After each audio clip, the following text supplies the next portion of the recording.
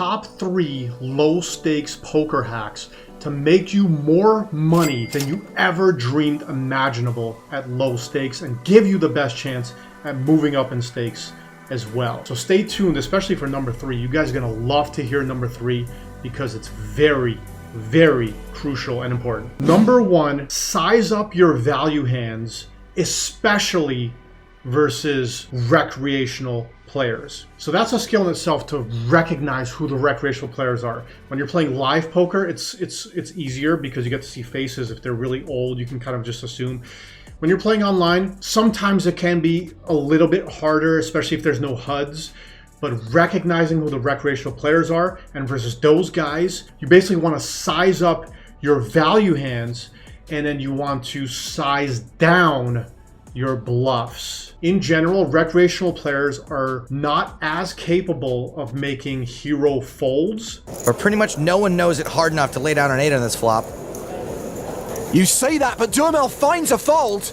Wow, he knew it super hard. But they're just folding way too much versus small sizings. Okay, this is all compared to GTO solvers and stuff. Just trust me on this. If you play low stakes and you're playing a recreational player, size up value and size down when you have your bluffs for the most part. Okay, that's a big hack. So definitely do that. Let me know how it works out in the comments. Number 2, pay close attention to your table and only bluff the tight players. So you don't want to be bluffing at all versus the guys that seem kind of loosey-goosey and they're like very calling station-y. They don't like folding. They have an ego of sorts.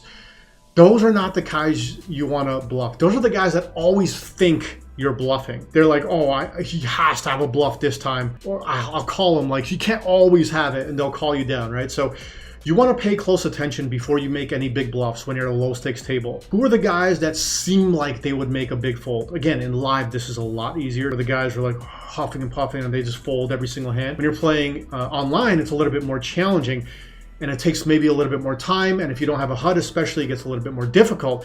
But you essentially want to find those type players and only bluff those guys. Okay, you want to, in general, play a value-heavy strategy at low stakes. How do you find those type players? Let's say if you're playing online. You have to observe. So what I recommend is playing less tables than maybe you might want to.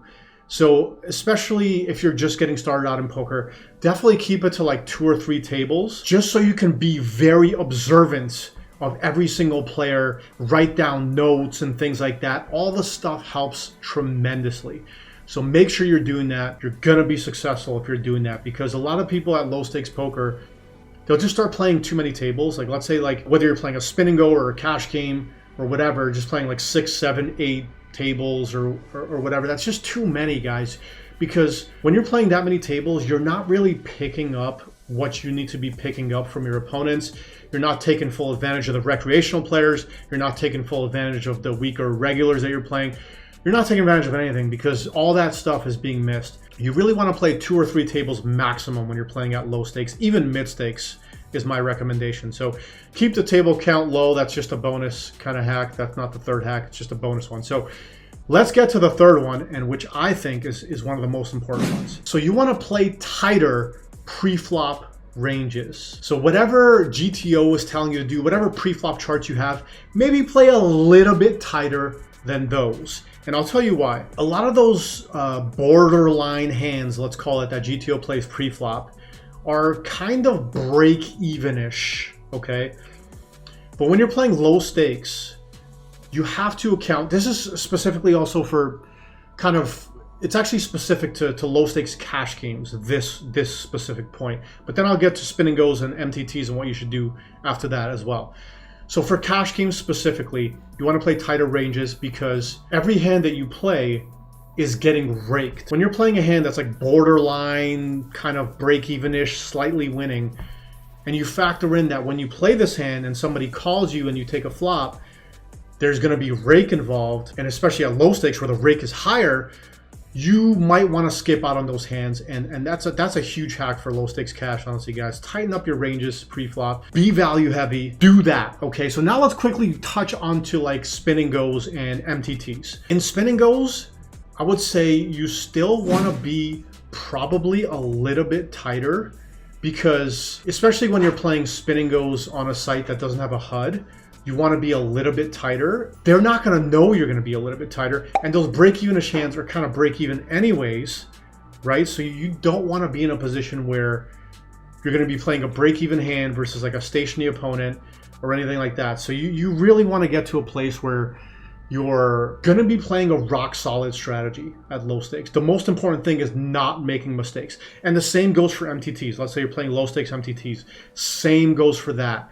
You want to play slightly tighter, in my opinion, on all the pre-flop ranges you've ever looked at, whether it comes to, also, like, especially when it comes to, like, calling a 3-bet, right? Spinning go, this goes for all game formats. Spin and goes, MTTs, cash games.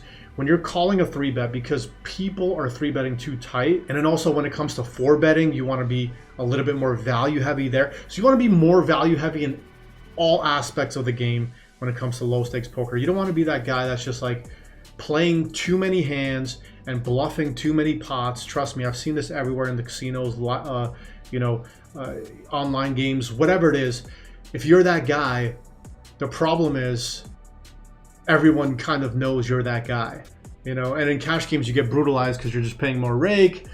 In spin and goes and MTTs, you get just called down wider, and it's just, I don't think it's a good strategy for low stakes. I think that there's a time and a place for using that kind of strategy, and it's mostly for high stakes when people are playing a little bit more scared.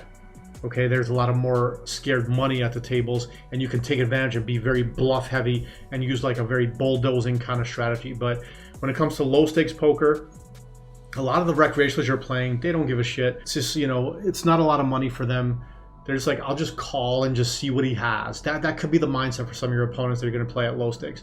I'll just call and see what he has, right? So be careful of that, guys. You know, be value heavy. Play slightly tighter pre-flop for all the reasons we mentioned. Pay close attention and observe your opponents. Who's playing too tight? Who's playing too loose? Who's a calling station, right? How wide are these people opening pre-flop? No matter the game format, these are all very, very important things to pay attention to. So pay attention to that stuff. I hope this video helped you guys. If you play low stakes or even mid stakes poker, drop a comment. Let me know what video you guys want to see next. I will make any video that the majority of you want to see. Maybe even there's only one person that wants to see a certain video type and I feel like there's a lot of value in it. I'll make a video on that. We're doing a lot more of these videos. Let me know, yeah, anything mindset related, anything just general poker related. I'm covering it all. So let me know what you guys want to see. Like the video, comment, subscribe. I'll see you guys in the next video. Cheers.